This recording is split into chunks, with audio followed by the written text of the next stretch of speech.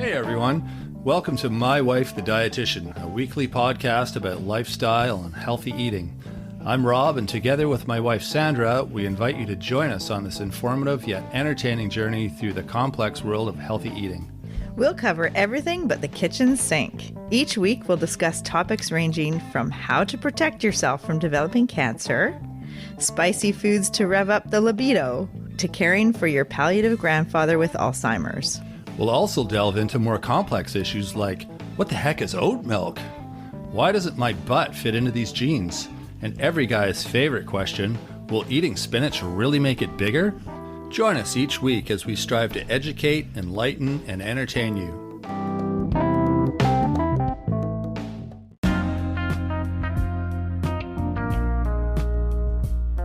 So apparently, Sandra has something up her sleeve today, some sort of surprise for me.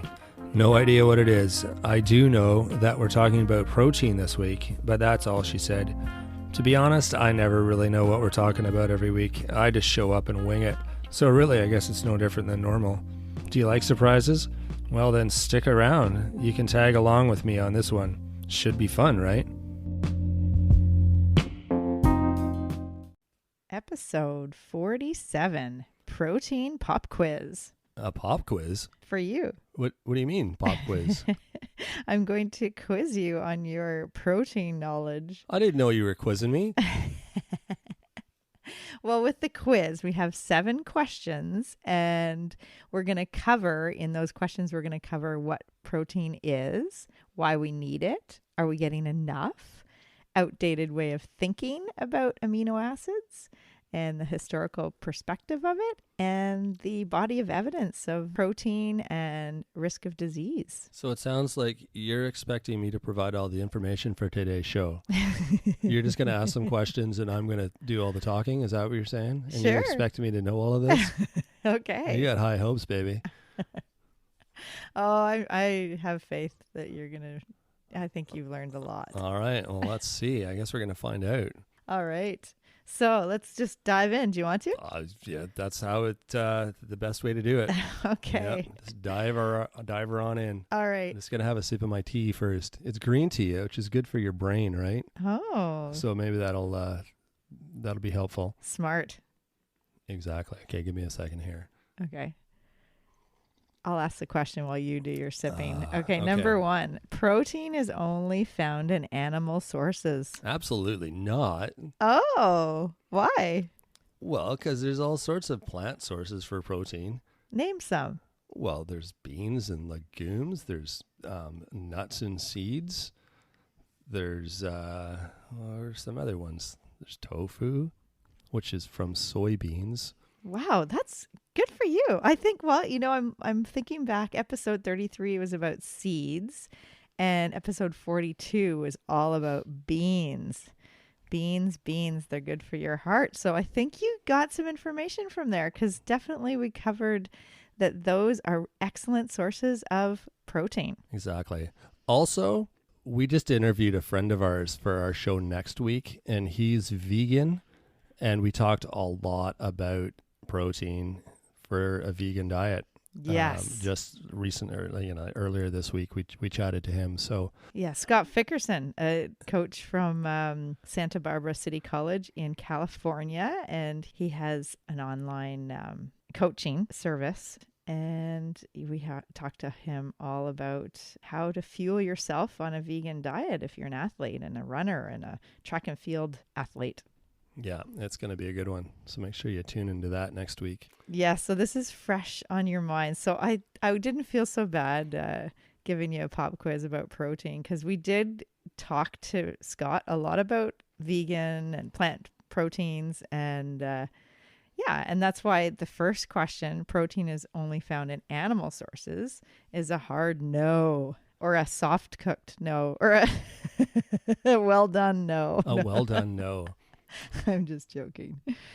No, protein has, it comes in different packages, right? So the animal packages or the plant packages. And I think historically everybody said, oh, we got to have essential amino acids, which come from animals. So we get all our essential, they're complete protein. And so people think that you need to have animals to get all your protein requirements. And they're actually going to start to change the definition because it is outdated.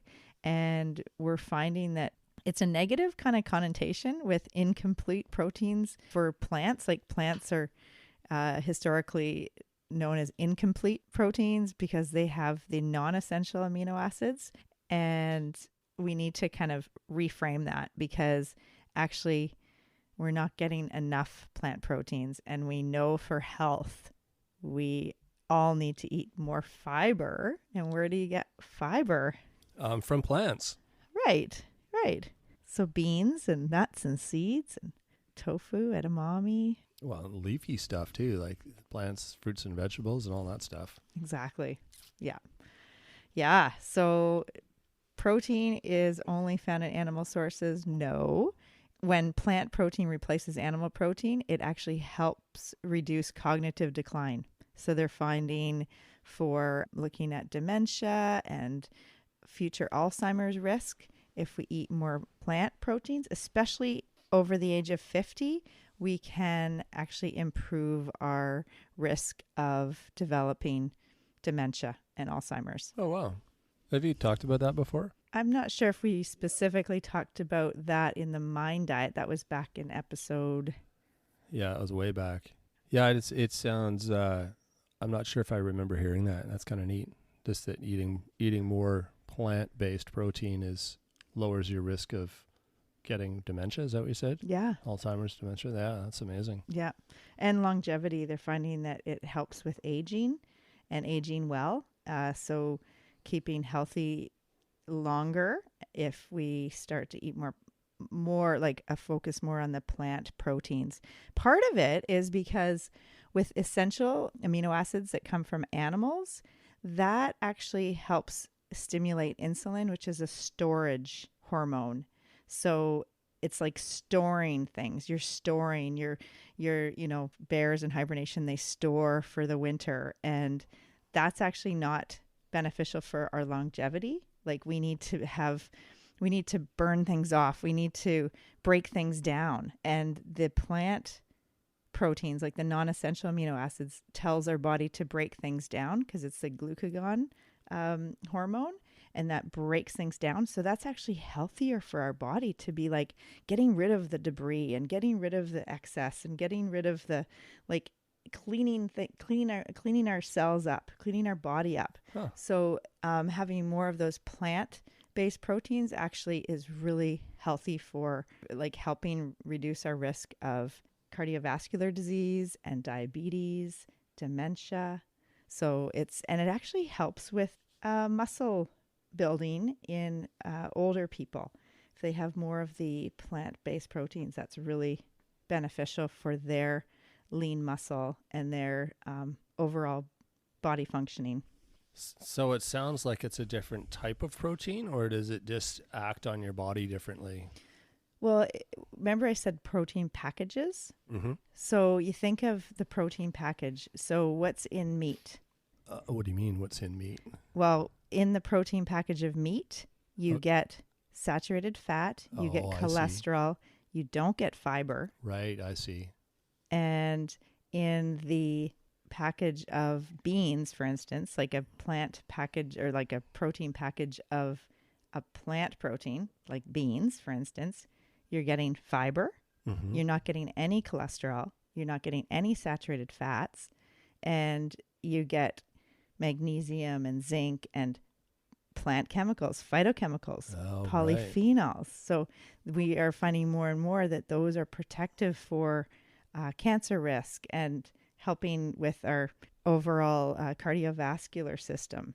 And I didn't mention also having more plant proteins can help with cancer risk. So colorectal cancer, and they're finding that higher consumption of meat, which is typical of the North American diet, can really increase the risk of prostate cancer, colorectal cancer. And if you're having a lot of processed meats, like sausages and hot dogs and bacon, that can increase your risk of pancreatic cancer and colorectal cancer. Oh, wow. Yeah, that's really good information. Yeah, it's just, I guess, reframing the way we think about protein. Well, I didn't realize, like, I just assumed protein was protein. I mean, you see it on a label and you think, oh, there's protein in this. And I didn't think about it and what it was associated with. As you ate a chunk of meat, you're getting all the other things that are in the meat as well, which you don't want. You want the protein, but you don't want all the other stuff. Right. And there are a few things, nutrients of concern that in vegan diets, they are not getting enough B12, for instance. That only comes from animal sources. Right. So that would be one that if you are going to completely cut out meat, which is only 1% of people in North America are vegan. At the moment. Yeah. I mean, it is, the plant-focused movement is growing, but actual vegan, like people that follow like no animal product consumption at all, it's only 1% of the population. Yeah, it's very low. Okay, shall we carry on with our questions here? I'm all pumped up now I'm 1 for 1. You're pumped up, like I am pumped up, baby. Bring it. The other, before we go on, so iron is another one that's, you can get iron out of beans and nuts and seeds, but it's the non-heme iron. So you're getting heme iron, which is easily absorbable from animal proteins. Right. And it's a different kind of iron in plants and. Yeah. Okay. Yeah. So there's heme iron is in animal, and non-heme iron is in plants. That's right. Gotcha. That's right. So there's certain things you can do to increase the absorption from that to get the iron out of the plant by eating, vitamin C rich foods and combining foods that way. But all right. So number 2, most people are not getting enough protein in the day overall. I think in North America, I think we probably get too much protein. Correct.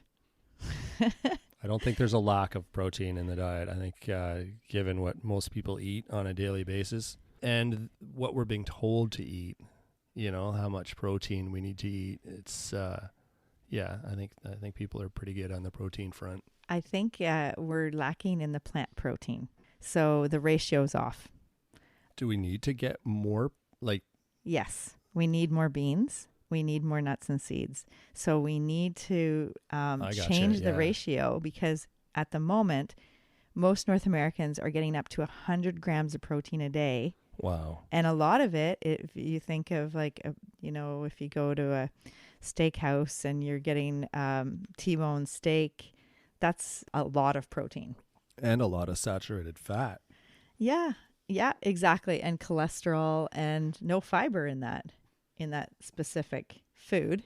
Yeah, no fiber in meat. So are we getting enough? That's the question. So the recommended amount we need, it's 0.8 grams per kilogram.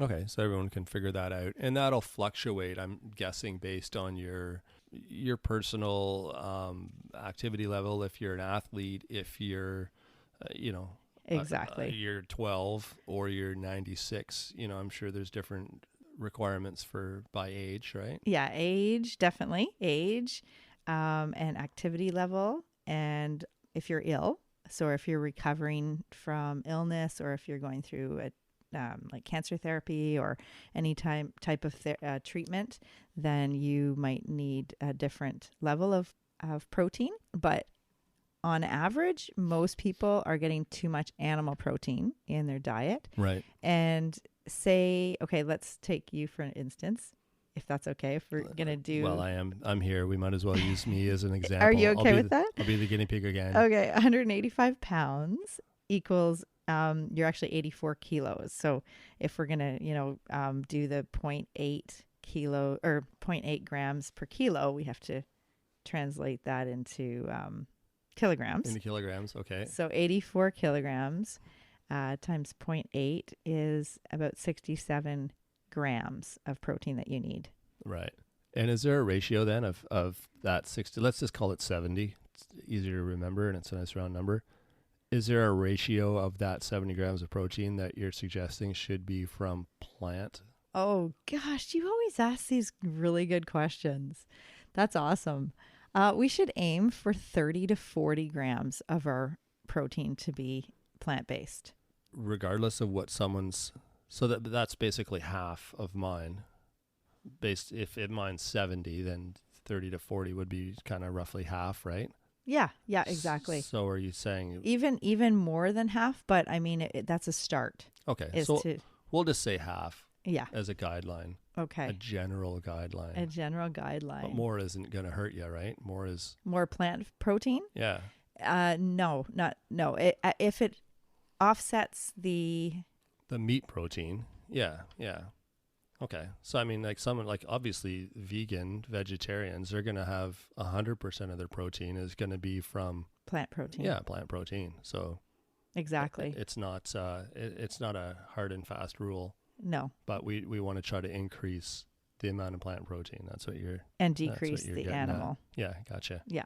And average is 50 to 70 grams of protein for most people. The general population, that's a good range. 50 to 70 grams a day total.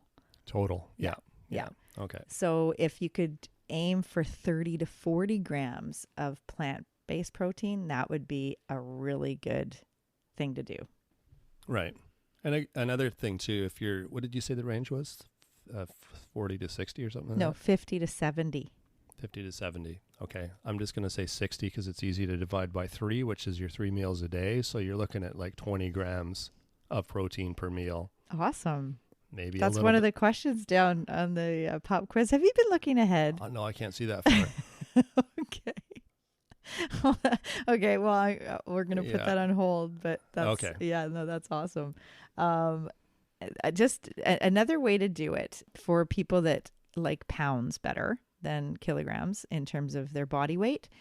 7 grams of protein per 20 pounds of weight. 7 grams per 20 pounds. So I did the math for you at 185 pounds. So divide that by 20 pounds, and that's like 9.25 times 7 grams, and it equals 65 grams of protein. So similar. Yeah, exactly. So 65. So for you, 65 to 70 grams of protein a day is a good rule of thumb, a good range.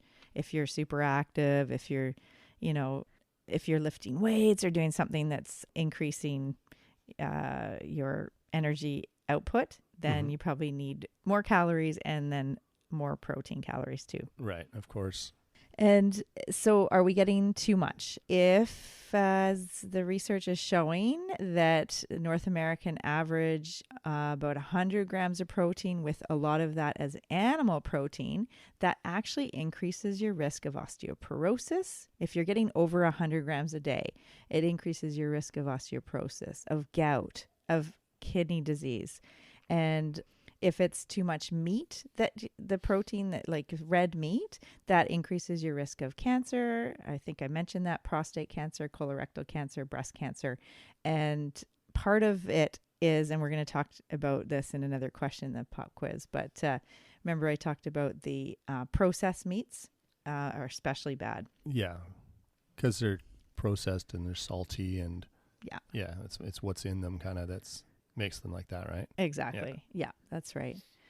Yeah. Okay. So you got 2 for 2. I am 2 for 2. Okay. Number 3, is it the source of protein rather than the amount of protein that can make a difference in our health? Huh. Is it the source of protein rather than the amount that can make a difference in our health? I don't actually know, but I'm going to guess the source. Right. Oh. I think we just covered that, right? Maybe, but it just makes sense. I mean, like we talk about that with everything food related. That's like you got to look at where it's coming from, because that's what is important. Exactly. They're both kind of important, I'm guessing, right? But the source is more important. Is that kind of what you're getting at? They're both important, exactly. But the protein package, as I mentioned before, about animal protein package, high in saturated fat, cholesterol, no fiber, no phytochemicals like plant chemicals. If it's a plant protein, then it's got the fiber. It doesn't have any cholesterol or saturated fat, and it has the good plant fats. Right. And it's also high in those polyphenols and phytochemicals, magnesium, zinc, and other essential vitamins and minerals. Yeah. I think I was kind of thinking along the lines of like when you're eating, say, a bowl of cereal and you look on the cereal box and it'll say protein on the nutrition facts label. It'll have a few grams of protein. So you're like, oh, I'm getting my protein. But it's probably not a great source of protein compared to like having an egg. Oh, see, actually, you know what? That's a really good, now that's a good one. Man, here we go. That's good. Okay. Well, where did that egg come from? The egg came from the chicken. Oh, where did the chicken? Is that where you're going? Well, what came first? Okay, we can also kind of go down that rabbit hole. Maybe. I had a good quote actually. Speaking of a rabbit hole, David Sinclair pulls this out of her hat from a Lifespan book. It's all about longevity and aging well. And if you're interested in a long and healthy life, your diet probably needs to look a lot more like a rabbit's dinner than a lion's dinner. Oh, well, there you go. The rabbit connection. Yeah. And that means more plant proteins, lots of fiber, lots of carrots, greens, and leafy greens, the lettuce and all that. So rather than a big chunk of steak or buffalo, or I don't know, not buffalo, but buffalo. No, a lion's dinner, whatever that would be. Gazelle. I don't know. Gazelle. Yeah, what do lions eat? I don't know. No, but does that make sense? Like the source of the protein rather than the amount? Yeah, it totally makes sense. Yeah. So that's interesting that you said about the cereal, because it's probably a plant-based protein in the cereal, which is giving you fiber and giving you probably some iron and some other nutrients. So that's actually not a bad thing. But then remember when we talked about ultra processed foods, so how processed is that cereal, right? Right. So let's see, that was my point was I just don't think of cereal as a source of protein as much as your typical sources of protein. Like grains are definitely a source of protein. Really? Yes. But yes. Would they be as good of a source of protein as something more, like meat or fish, or meat and fish, I guess, are the same thing, right? Well, yeah, that's a really good question, because actually what happens is we eat our food, it breaks down, we have all these different amino acids, and we have like this pool of amino acids that our body draws from to make tissue, healthy tissue, to make neurotransmitters, to make hormones, all the things that protein is part of our body. Mm-hmm. Like our body uses protein for everything, for enzymes to break down the food. So by eating cereal, we're getting some of those amino acids and it mixes together with other amino acids and we're getting a good source of protein. So over the day, if you're having a mixed, balanced variety of a diet, then that is adding to your plant protein requirements. And remember, we wanted to increase our plant proteins. Right. Okay. Good answer. Thank you. I think there's been the typical North American diet there's a term called sweet meat, and that is referring to, it's a heavy meat diet, like a lot of North American diet, especially with a lot of like the carnivore type diets and the paleo and the keto now. There's like, it's plant heavy. So there's lots of meat. No, not plant heavy. Oh, sorry. Meat heavy. Meat. So sweet meat refers to the meat heavy. And the sweet is like the donuts and the sugary foods, the ultra processed sugary foods that we crave, and like the ice cream. What are some other sweet meat? If you heard that term, what would come to mind? I don't know. That's a funny term. Oh, really? Yeah. You've never heard that? So like thinking of syrups and like all the ways that we're putting sugar in our food. So that's... No, I understand it. It's all the sweet stuff and the meat. Those are the kind of two contributing factors to our health in North America. Yeah, and it's contributing to our rates of dementia. Poor health.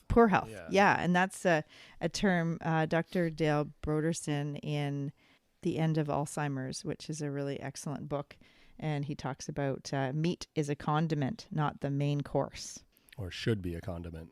Yeah, if you want to live longer, have a healthier life, then using meat as a condiment instead of the main course most of the days. Yeah, and when we were kids, 40 years ago, in the 60s, 70s, 80s, the way we were all brought up, when I say we, I mean Sandra and I, meat was 60% of your plate.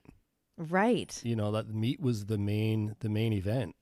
It was all about the meat, and then you'd have a little bit of something on the side.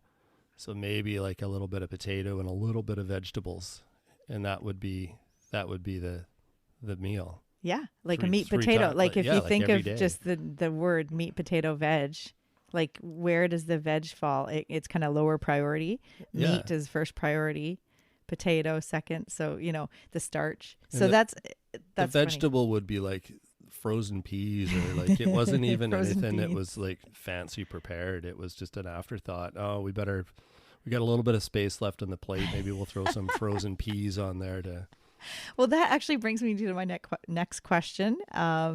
What proportion of a plate should be protein? Should it be half the plate? Should it be 3/4 of the plate? Or should it be 1/4 of the plate? I'll say 1/4. Yes. Oh, look at me. Yes. Because that leaves room for what? Well, vegetables and your Could be root vegetables and leafy greens and other your vegetables. grains. That's what the other thing I was thinking. Grains, vegetables, and your protein. The whole grains. Exactly. That's right. Awesome. That's great. Okay. You got that one like that because it kind of rolled right into that. Yeah, you're making it easy. I don't know if I would have got that if you'd asked it first, but Oh, okay. Well, you led yourself to go down that path when you were talking about how it used to be. So, yeah, right. So maybe I would have got it. All right, what's next? is it best to eat your protein only at one meal in the day? Oh my God, could you imagine? 60 grams of protein all at once? I think I'd fall off my chair. It'd be like Fred Flintstone sitting down to eat like a leg of a dinosaur or whatever it was, his brontosaurus. So funny. That was such a funny show. I still love that show. Again, that's funny, Rob. No, that's that's just, it's not a great way to eat, just like one meal a day. Your poor body too, trying to process all of that all at once. Yeah. Yeah, no. That's a definite no. From what we know, it's better if you spread your meals out and your protein at each meal. So, if 60 grams is what we're looking for, like you said, you totally called it 20 grams per meal. Yeah. And and that doesn't include snacks either. I mean, you could say 15 grams per meal. Yes. And then have a little bit in your snack. Your trail mix. Yeah, a handful of nuts or whatever your snack is that has a little bit of protein in it. Exactly. That's right. Yeah. And even, there's yogurt that gives you some protein. Yeah. So different calcium-rich foods too. And with the protein, say if you're eating a meal that's just rice. Okay, yeah. So that's not great because... Well, rice isn't a huge source of protein. Is there any protein in rice? There's a little bit, but tiny bit, yeah. it's, it's good to balance out the carbohydrates and the fat. So having that, like you think of that plate ratio, you've got the protein, you got the vegetables and the whole grains.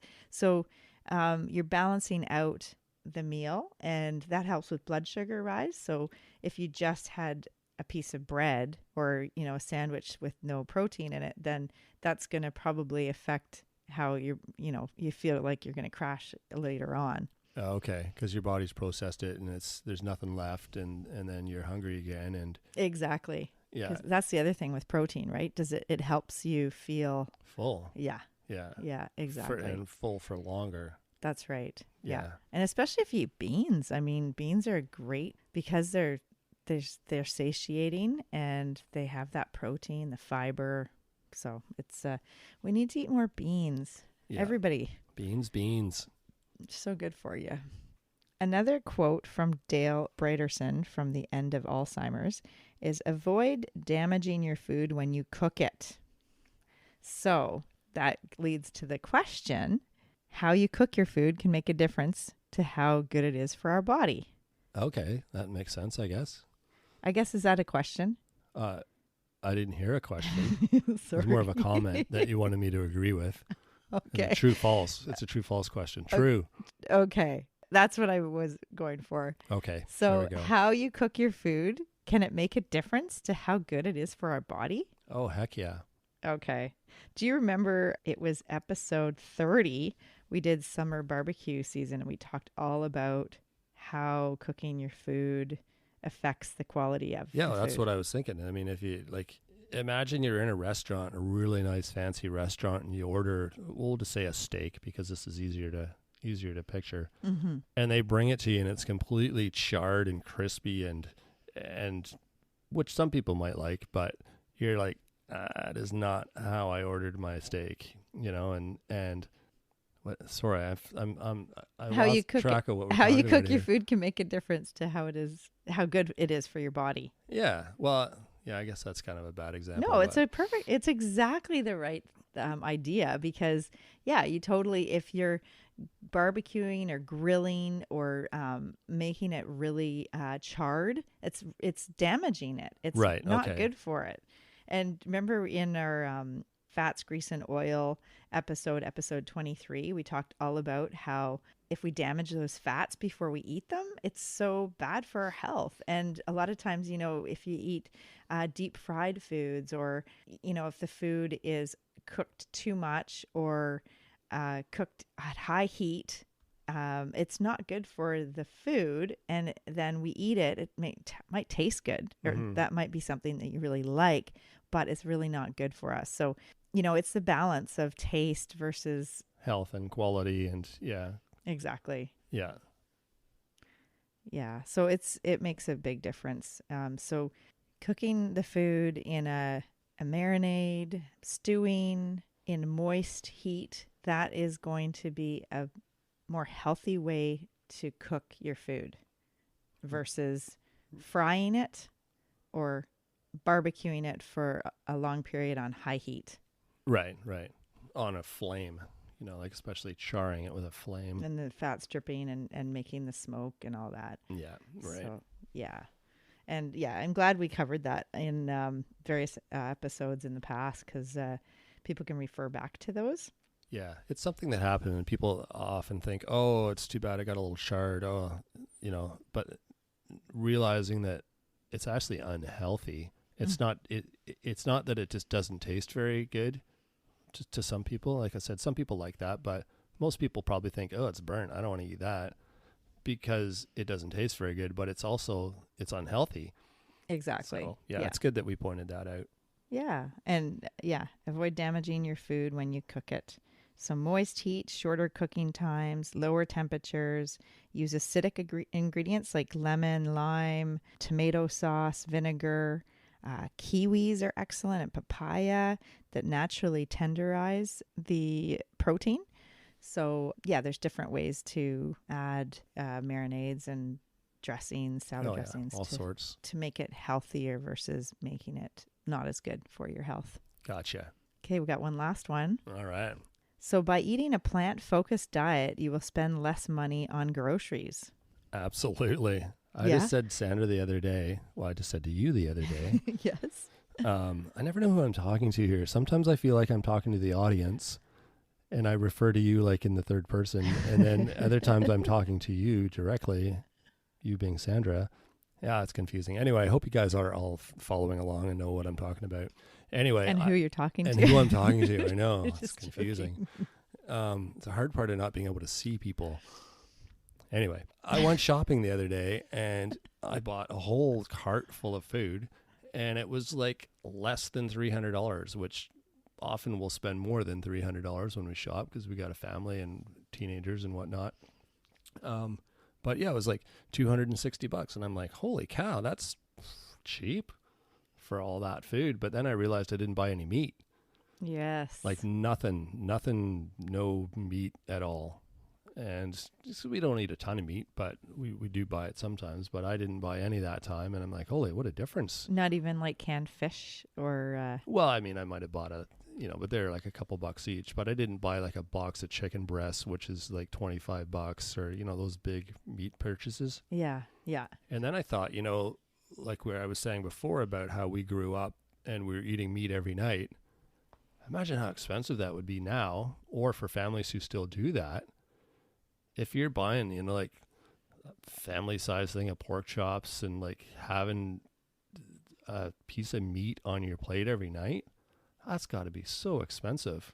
Yeah. So to answer your question, plant-based protein is way cheaper. Yeah. Well, I mean, even like buying canned beans.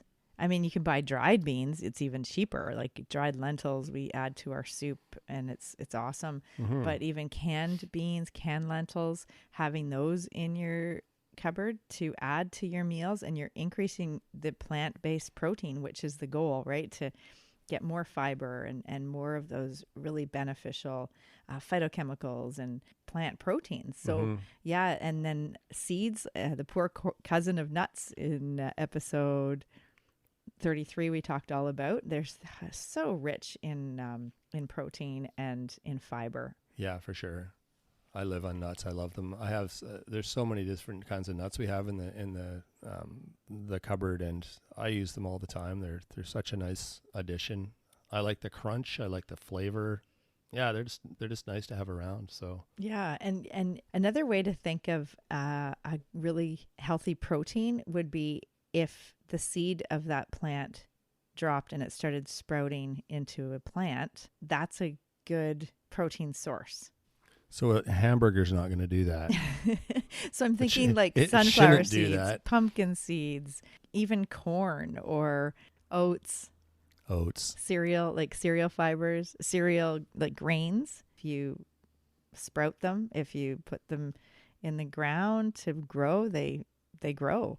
So that's a good source of protein, the plant protein and fiber. Oh, there you go. Yeah, awesome.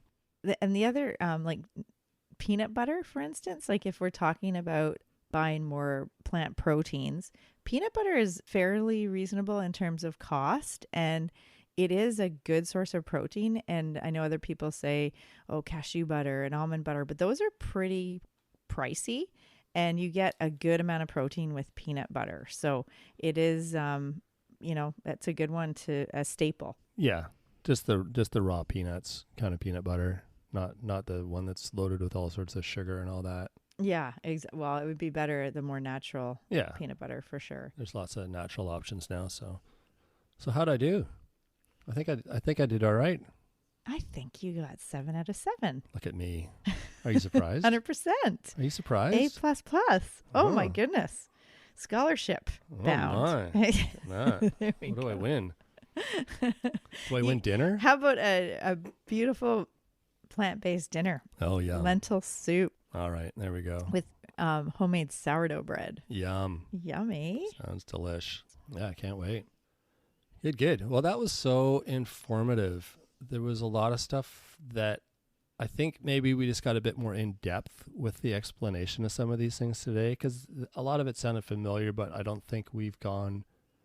I just learned some different things that I didn't know today. So yeah, that's great. Yeah. So I just wanted to kind of reiterate just some of the points that we covered.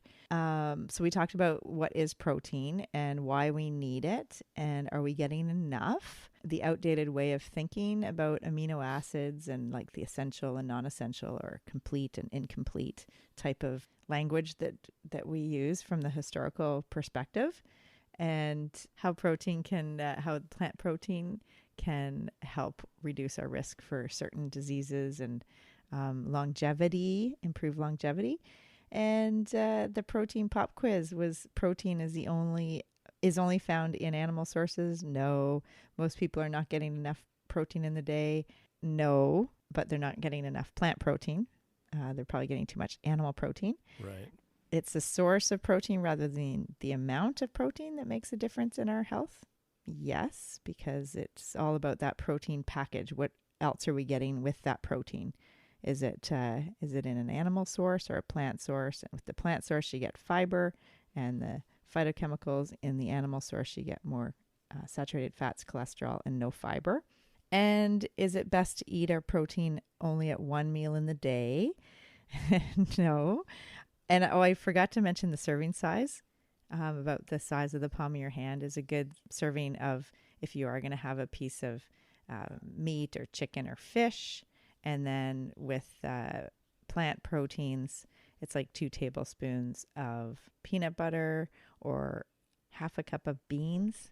Of raw beans? Cooked. Cooked beans. Okay. Half a cup. And a quarter of our plate would have the protein. So if that would be whatever type of protein we're having. And cooking your food can make a difference in how healthy it is when we eat it. And buying more plant proteins will reduce our grocery budget. Yes, all good things to remember. So we want to remind everybody to try to swap out the animal protein with more of the plant-based protein more often. Maybe beans, nuts, and seeds. And try to include some of those plant proteins instead of your big juicy steak. More often through the week. Yeah, there you go. Right on. Well, thanks everyone for listening into today's show. Hopefully you've learned a few new things, and remember to stick around for next week's show with our friend Scott Fickerson, who will be joining us to talk about, what are we talking about exactly? He's vegan, and we're talking about like vegan protein for runners and athletes, and it's a really, really interesting show. So definitely stick around for that one. And in the meantime, you can check us out on our social media, Facebook and Instagram. We're on there under My Wife the Dietitian. You can visit us on our website at mywifethedietitian.com.